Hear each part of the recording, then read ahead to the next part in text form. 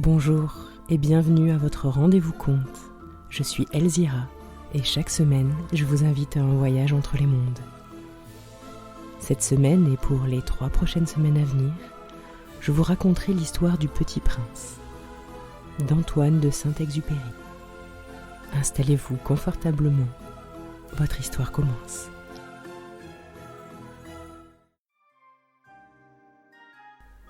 Lorsque j'avais 6 ans, j'ai vu, une fois, une magnifique image dans un livre sur la forêt vierge qui s'appelait « Histoire vécue ».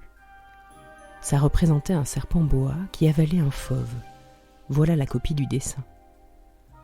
On disait dans le livre, les serpents boa avalent leur proie tout entière sans la mâcher. Ensuite, ils ne peuvent plus bouger et ils dorment pendant les 6 mois de leur digestion. J'ai alors beaucoup réfléchi sur les aventures de la jungle et, à mon tour, j'ai réussi, avec un crayon de couleur, à tracer mon premier dessin. Mon dessin numéro 1. Il était comme ça. J'ai montré mon chef-d'œuvre aux grandes personnes et je leur ai demandé si mon dessin leur faisait peur. Elles m'ont répondu « Pourquoi un chapeau ferait-il peur ?» Mon dessin ne représentait pas un chapeau. Il représentait un serpent boa qui digérait un éléphant. J'ai alors dessiné l'intérieur du serpent boa afin que les grandes personnes puissent comprendre. Elles ont toujours besoin d'explications. Mon dessin numéro 2 était comme ça. Les grandes personnes m'ont conseillé de laisser de côté les dessins de serpents boa ouverts ou fermés et de m'intéresser plutôt à la géographie, à l'histoire, au calcul et à la grammaire. C'est ainsi que j'ai abandonné, à l'âge de 6 ans, une magnifique carrière de peintre. J'avais été découragée par l'insuccès de mon dessin numéro 1 et de mon dessin numéro 2. Les grandes personnes ne comprennent jamais rien toutes seules et c'est fatigant pour les enfants de toujours et toujours leur donner des explications. J'ai donc dû choisir un autre métier et j'ai appris à piloter des avions. J'ai volé un peu partout dans le monde et la géographie, c'est exact, m'a beaucoup servi. Je savais reconnaître du premier coup d'œil la Chine de l'Arizona. C'est très utile si l'on est égaré pendant la nuit. J'ai ainsi eu, au cours de ma vie, des tas de contacts avec des tas de gens sérieux. J'ai beaucoup vécu chez de grandes personnes. Je les ai vus de très près. Ça n'a pas trop amélioré mon opinion. Quand j'en rencontrais une qui me paraissait un peu lucide, je faisais l'expérience sur elle de mon dessin numéro 1 que j'ai toujours conservé. Je voulais savoir si elle était vraiment compréhensive. Mais toujours, elle me répondait « c'est un chapeau ». Alors je ne lui parlais ni du serpent boa, ni des forêts vierges, ni d'étoiles. Je me mettais à sa portée, je lui parlais de bridge, de golf, de politique et de cravate. Et la grande personne était bien contente de connaître un homme aussi raisonnable. J'ai ainsi vécu seule, sans personne avec qui parler véritablement, jusqu'à une panne dans le désert du Sahara il y a 6 ans. Quelque chose s'était cassé dans mon moteur. Et comme je n'avais avec moi ni mécanicien ni passager, je me préparais à essayer de réussir tout seul une réparation difficile. C'était pour moi une question de vie ou de mort. J'avais à peine de l'eau à boire pour 8 jours. Le premier soir, je me suis donc endormie sur le sable à 1000 milles de toute terre habitée. J'étais bien plus isolée qu'un naufragé sur un radeau au milieu de l'océan. Alors vous imaginez ma surprise au lever du jour, quand une drôle de petite voix m'a réveillée. Elle disait « S'il vous plaît, dessine-moi un mouton. » « Hein ? Dessine-moi un mouton ?» J'ai sauté sur mes pieds comme si j'avais été frappée par la foudre. J'ai bien frotté mes yeux, j'ai bien regardé, et j'ai vu un petit bonhomme tout à fait extraordinaire qui me considérait gravement. Voilà le meilleur portrait que, plus tard, j'ai réussi à faire de lui. Mais mon dessin, bien sûr, est beaucoup moins ravissant que le modèle. Ce n'est pas de ma faute. J'avais été découragée dans ma carrière de peintre par les grandes personnes à l'âge de 6 ans et je n'avais rien appris à dessiner, sauf les boas fermés et les boas ouverts. Je regardais donc cette apparition avec des yeux tout ronds d'étonnement. N'oubliez pas que je me trouvais à 1000 milles de toute région habitée. Or, mon petit bonhomme ne me semblait ni égaré, ni mort de fatigue, ni mort de faim, ni mort de soif, ni mort de peur. Il n'avait en rien l'apparence d'un enfant perdu au milieu du désert, à 1000 milles de toute région habitée. Quand je réussis enfin à parler, je lui dis « Mais qu'est-ce que tu fais là ?» Et il me répéta alors tout doucement, comme une chose très sérieuse. « S'il vous plaît, dessine-moi un mouton. » Quand le mystère est trop impressionnant, on n'ose pas désobéir. Aussi absurde que cela me sembla à 1000 milles de tous les endroits habités et en danger de mort, je sortis de ma poche une feuille de papier et un stylographe. Mais je me rappelai alors que j'avais surtout étudié la géographie, l'histoire, le calcul et la grammaire, et je dis au petit bonhomme, avec un peu de mauvaise humeur, que je ne savais pas dessiner.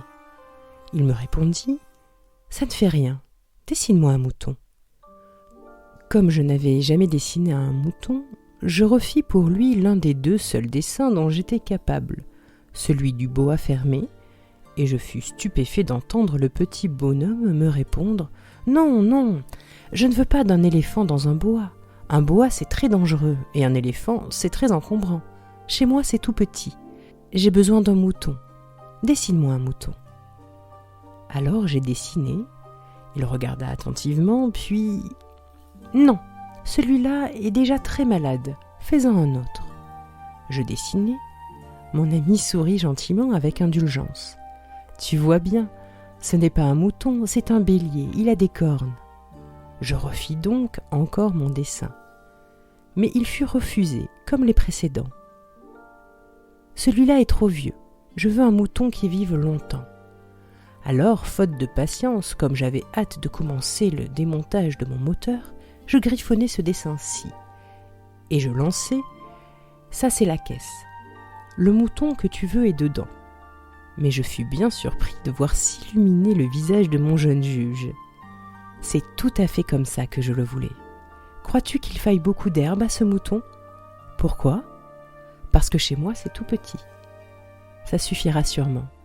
Je t'ai donné un tout petit mouton. Il pencha la tête vers le dessin. Pas si petit que ça. Tiens, il s'est endormi. Et c'est ainsi que je fis la connaissance du petit prince. Il me fallut longtemps pour comprendre d'où il venait. Le petit prince, qui me posait beaucoup de questions, ne semblait jamais entendre les miennes. Ce sont des mots prononcés par hasard qui, peu à peu, m'ont tout révélé. Ainsi, quand il aperçut pour la première fois mon avion, je ne dessinerai pas mon avion, c'est un dessin beaucoup trop compliqué pour moi, il me demanda « Qu'est-ce que c'est cette chose-là » Ce n'est pas une chose, ça vole, c'est un avion, c'est mon avion. Et j'étais fière de lui apprendre que je volais, alors il s'écria « Comment ? Tu es tombé du ciel ?» « Oui, » fis-je modestement. « Ah, ça c'est drôle !» Et le petit prince eut un très joli éclat de rire qui m'irrita beaucoup. Je désire que l'on prenne mes malheurs au sérieux. Puis il ajouta « Alors, toi aussi tu viens du ciel. De quelle planète es-tu » J'entrevis aussitôt une lueur dans le mystère de sa présence et j'interrogeai brusquement. « Tu viens donc d'une autre planète ?» Mais il ne me répondit pas. Il hochait la tête doucement tout en regardant mon avion. « C'est vrai que, là-dessus, tu ne peux pas venir de bien loin. » Et il s'enfonça dans une rêverie qui dura longtemps. Puis, sortant mon mouton de sa poche, il se plongea dans la contemplation de son trésor. Vous imaginez combien j'avais pu être intriguée par cette demi-confidence sur les autres planètes. Je m'efforçai donc d'en savoir plus long. D'où viens-tu, mon petit bonhomme ? Où est-ce chez toi ? Où veux-tu emporter mon mouton ? Il me répondit après un silence méditatif. Ce qui est bien avec la caisse que tu m'as donnée, c'est que la nuit, ça lui servira de maison. Bien sûr, et si tu es gentil, je te donnerai aussi une corde pour l'attacher pendant le jour et un piquet. La proposition parut choquer le petit prince. L'attacher ? Quelle drôle d'idée ! Mais si tu ne l'attaches pas, il ira n'importe où, et il se perdra. Et mon ami eut un nouvel éclat de rire. Mais où veux-tu qu'il aille ? N'importe où, droit devant lui. Alors le petit prince remarqua gravement. Ça ne fait rien, c'est tellement petit chez moi. Et avec un peu de mélancolie, peut-être, il ajouta. Droit devant soi, on ne peut pas aller bien loin. J'avais ainsi appris une seconde chose très importante, c'est que sa planète, d'origine, était à peine plus grande qu'une maison. Ça ne pouvait pas m'étonner beaucoup. Je savais bien qu'en dehors des grosses planètes comme la Terre, Jupiter, Mars, Vénus, auxquelles on a donné des noms, il y en a des centaines d'autres qui sont quelquefois si petites qu'on a beaucoup de mal à les apercevoir au télescope. Quand un astronome découvre l'une d'elles, il lui donne pour nom un numéro. Il l'appelle par exemple l'astéroïde 325. J'ai de sérieuses raisons de croire que la planète d'où venait le Petit Prince est l'astéroïde B612. Cet astéroïde n'a été aperçu qu'une fois au télescope en 1909 par un astronome turc. Il avait fait alors une grande démonstration de sa découverte à un congrès international d'astronomie. Mais personne ne l'avait cru à cause de son costume. Les grandes personnes sont comme ça. Heureusement, pour la réputation de l'astéroïde B612, un dictateur turc imposa à son peuple, sous peine de mort, de s'habiller à l'européenne. L'astronome refit sa démonstration en 1920, dans un habit très élégant. Et cette fois-ci, tout le monde fut de son avis. Si je vous ai raconté ces détails sur l'astéroïde B612, et si je vous ai confié son numéro, c'est à cause des grandes personnes. Les grandes personnes aiment les chiffres. Quand vous leur parlez d'un nouvel ami, elles ne vous questionnent jamais sur l'essentiel. Elles ne vous disent jamais quel est le son de sa voix. Quels sont les jeux qu'il préfère. Est-ce qu'il collectionne les papillons? Elles vous demandent quel âge a-t-il? Combien a-t-il de frères? Combien pèse-t-il? Combien gagne son père? Alors seulement, elles croient le connaître.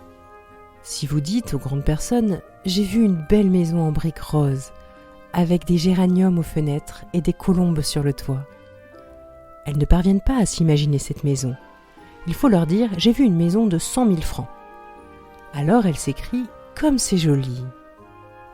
Ainsi, si vous leur dites « La preuve que le Petit Prince a existé, c'est qu'il était ravissant, qu'il riait et qu'il voulait un mouton. » Quand on veut un mouton, c'est la preuve qu'on existe. Elles hausseront les épaules et vous traiteront d'enfant. Mais si vous leur dites « La planète d'où il venait est l'astéroïde B612 », alors elles seront convaincues et elles vous laisseront tranquille avec leurs questions. Elles sont comme ça. Il ne faut pas leur en vouloir. Les enfants doivent être très indulgents envers les grandes personnes. Mais bien sûr, nous qui comprenons la vie, nous nous moquons bien des numéros. J'aurais aimé commencer cette histoire à la façon des contes de fées. J'aurais aimé dire « Il était une fois un petit prince qui habitait une planète à peine plus grande que lui et qui avait besoin d'un ami. » Pour ceux qui comprennent la vie, ça aurait eu l'air beaucoup plus vrai. Car je n'aime pas qu'on lise mon livre à la légère. J'éprouve tant de chagrin à raconter ses souvenirs. Il y a 6 ans déjà que mon ami s'en est allé avec son mouton. Si j'essaie ici de le décrire, c'est afin de ne pas l'oublier. C'est triste d'oublier un ami. Tout le monde n'a pas eu un ami. Et je puis devenir comme les grandes personnes qui ne s'intéressent plus qu'aux chiffres. C'est donc pour ça encore que j'ai acheté une boîte de couleurs et des crayons. C'est dur de se remettre au dessin, à mon âge, quand on n'a jamais fait d'autres tentatives que celle d'un boa fermé et celle d'un boa ouvert, à l'âge de 6 ans. J'essaierai bien sûr de faire des portraits le plus ressemblants possible, mais je ne suis pas tout à fait certain de réussir. Un dessin va et l'autre ne ressemble plus, je me trompe un peu aussi sur la taille. Ici le petit prince est trop grand, là il est trop petit. J'hésite aussi sur la couleur de son costume. Alors je tâtonne comme ci et comme ça, tant bien que mal. Je me tromperai enfin sur certains détails plus importants. Mais ça, il faudra me le pardonner. Mon ami ne donnait jamais d'explication. Il me croyait peut-être semblable à lui. Mais moi, malheureusement, je ne sais pas voir les moutons à travers les caisses. Je suis peut-être un peu comme les grandes personnes. J'ai dû vieillir. Chaque jour, j'apprenais quelque chose sur la planète, sur le départ, sur le voyage. Ça venait tout doucement, au hasard des réflexions. C'est ainsi que, le 3e jour, je connus le drame des baobabs. Cette fois-ci, encore ce fut grâce aux moutons, car brusquement, le petit prince m'interrogea comme pris d'un doute grave. « C'est bien vrai, n'est-ce pas, que les moutons mangent les arbustes ?»« Oui, c'est vrai. »« Ah, je suis content. » Je ne compris pas pourquoi il était si important que les moutons mangeassent les arbustes. Mais le petit prince ajouta : « Par conséquent, ils mangent aussi les baobabs. » Je fis remarquer au petit prince que les baobabs ne sont pas des arbustes, mais des arbres grands comme des églises et que, si même il emportait avec lui tout un troupeau d'éléphants, ce troupeau ne viendrait pas à bout d'un seul baobab. L'idée du troupeau d'éléphants fit rire le petit prince. Il faudrait les mettre les uns sur les autres. Mais il remarqua avec sagesse. Les baobabs, avant de grandir, ça commence par être petit. C'est exact. Mais pourquoi veux-tu que tes moutons mangent les petits baobabs ? Il me répondit : voyons. Comme s'il s'agissait là d'une évidence, et il me fallut un grand effort d'intelligence pour comprendre à moi seul ce problème. Et en effet, sur la planète du Petit Prince, il y avait, comme sur toutes les planètes, de bonnes herbes et de mauvaises herbes. Par conséquent, de bonnes graines, de bonnes herbes, et de mauvaises graines, de mauvaises herbes. Mais les graines sont invisibles. Elles dorment dans le secret de la terre jusqu'à ce qu'il prenne fantaisie à l'une d'elles de se réveiller. Alors elles s'étirent et poussent d'abord timidement vers le soleil, une ravissante petite brindille, inoffensive.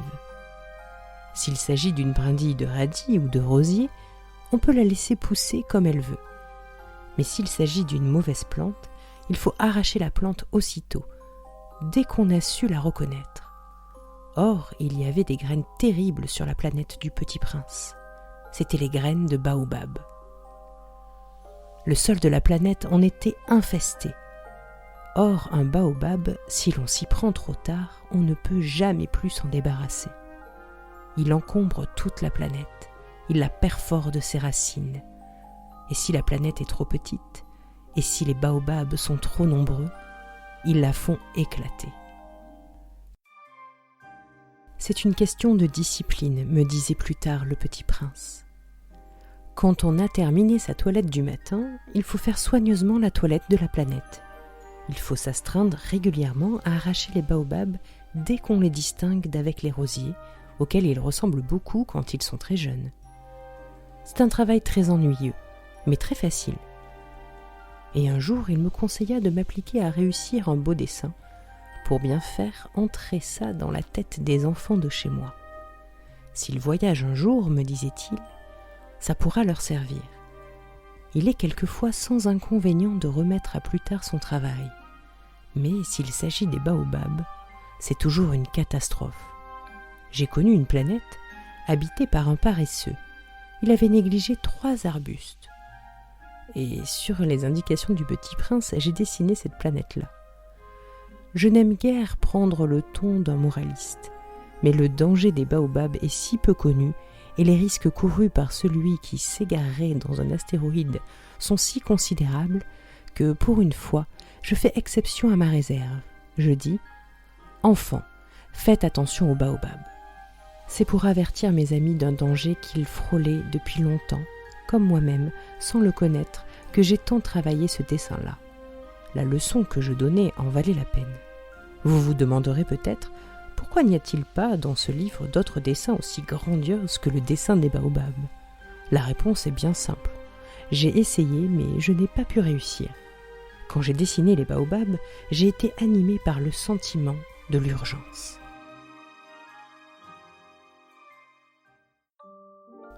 Ah, Petit Prince, j'ai compris peu à peu ainsi ta petite vie mélancolique. Tu n'avais eu longtemps pour distraction que la douceur des couchers de soleil. J'ai appris ce détail nouveau le 4e jour au matin, quand tu m'as dit « J'aime bien les couchers de soleil. Allons voir un coucher de soleil. » Mais il faut attendre. Attendre quoi ? Attendre que le soleil se couche. Tu as eu l'air très surpris d'abord, et puis tu as ri de toi-même, et tu m'as dit « Je me crois toujours chez moi. » En effet, quand il est midi aux États-Unis, le soleil, tout le monde le sait, se couche sur la France. Il suffirait de pouvoir aller en France en 1 minute pour assister au coucher du soleil. Malheureusement, la France est bien trop éloignée. Mais sur ta si petite planète, il te suffisait de tirer ta chaise de quelques pas et tu regardais le crépuscule chaque fois que tu le désirais. Un jour, j'ai vu le soleil se coucher 40 fois. Et un peu plus tard, tu ajoutais, « Tu sais, quand on est tellement triste, on aime les couchers de soleil. » Le jour des 40 fois, tu étais donc tellement triste ? Mais le petit prince ne répondit pas. Le 5e jour, toujours grâce au mouton, ce secret de la vie du petit prince me fut révélé. Il me demanda avec brusquerie, sans préambule, comme le fruit d'un problème longtemps médité en silence. Un mouton, s'il mange les arbustes, il mange aussi les fleurs ? Un mouton mange tout ce qu'il rencontre. Même les fleurs qui ont des épines ? Oui, même les fleurs qui ont des épines. Alors les épines, à quoi servent-elles ? Je ne le savais pas. J'étais alors très occupée à essayer de dévisser un boulon trop serré de mon moteur. J'étais très soucieux car ma panne commençait de m'apparaître comme très grave, et l'eau à boire qui s'épuisait me faisait craindre le pire. Les épines, à quoi servent-elles ? Le petit prince ne renonçait jamais à une question une fois qu'il l'avait posée. J'étais irritée par mon boulon et je répondis n'importe quoi. Les épines, ça ne sert à rien. C'est de la pure méchanceté de la part des fleurs. Oh ! Mais après un silence, il me lança avec une sorte de rancune. Je ne te crois pas. Les fleurs sont si faibles, elles sont naïves, elles se rassurent comme elles peuvent. Elles se croient terribles avec leurs épines. Je ne répondis rien à cet instant-là, je me disais, si ce boulon résiste encore, je le ferai sauter d'un coup de marteau. Le petit prince dérangea de nouveau mes réflexions. Et tu crois, toi, que les fleurs... Mais non, je ne crois rien, j'ai répondu n'importe quoi, je m'occupe, moi, de choses sérieuses. Il me regarda, stupéfait. De choses sérieuses ? Il me voyait, mon marteau à la main et les doigts noirs de cambouis, penché sur un objet qui lui semblait très laid. Tu parles comme les grandes personnes. Ça me fit un peu honte. Mais impitoyable, il ajouta « Tu confonds tout, tu mélanges tout. » Il était vraiment très irrité. Il secouait au vent des cheveux tout dorés. Je connais une planète où il y a un monsieur cramoisi. Il n'a jamais respiré une fleur, il n'a jamais regardé une étoile. Il n'a jamais aimé personne. Il n'a jamais rien fait d'autre que des additions. Et toute la journée, il répète comme toi « Je suis un homme sérieux, je suis un homme sérieux ». Et ça le fait gonfler d'orgueil. Mais ce n'est pas un homme, c'est un champignon. Un quoi ? Un champignon. Le petit prince était maintenant tout pâle de colère. Il y a des millions d'années que les fleurs fabriquent des épines. Il y a des millions d'années que les moutons mangent quand même les fleurs. Et ce n'est pas sérieux de chercher à comprendre pourquoi elles se donnent tant de mal pour se fabriquer des épines qui ne servent jamais à rien. Ce n'est pas important la guerre des moutons et des fleurs. Ce n'est pas plus sérieux et plus important que les additions d'un gros monsieur rouge. Et si je connais, moi, une fleur unique au monde, qui n'existe nulle part, sauf dans ma planète, et qu'un petit mouton peut anéantir d'un seul coup, comme ça, un matin, sans se rendre compte de ce qu'il fait, ce n'est pas important, ça ? Il rougit, puis reprit. Si quelqu'un aime une fleur qui n'existe qu'à un exemplaire dans les millions et les millions d'étoiles, ça suffit pour qu'il soit heureux quand il les regarde. Il se dit « ma fleur est là quelque part ». Mais si le mouton mange la fleur, c'est pour lui comme si brusquement toutes les étoiles s'éteignaient. Et ce n'est pas important, ça ? Il ne put rien dire de plus. Il éclata brusquement en sanglots. La nuit était tombée, j'avais lâché mes outils et je me moquais bien de mon marteau, de mon boulon, de la soif et de la mort. Je le pris dans mes bras, je le berçai, je lui disais « La fleur que tu aimes n'est pas en danger. Je lui dessinerai une muselière à ton mouton. Je te dessinerai une armure pour ta fleur. Je Je ne savais pas trop quoi dire. Je me sentais très maladroit. Je ne savais pas comment l'atteindre ou le rejoindre. C'est tellement mystérieux, le pays des larmes.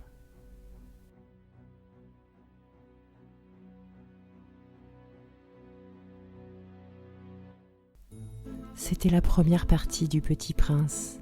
Dans votre rendez-vous conte, n'hésitez pas à vous abonner et rendez-vous la semaine prochaine.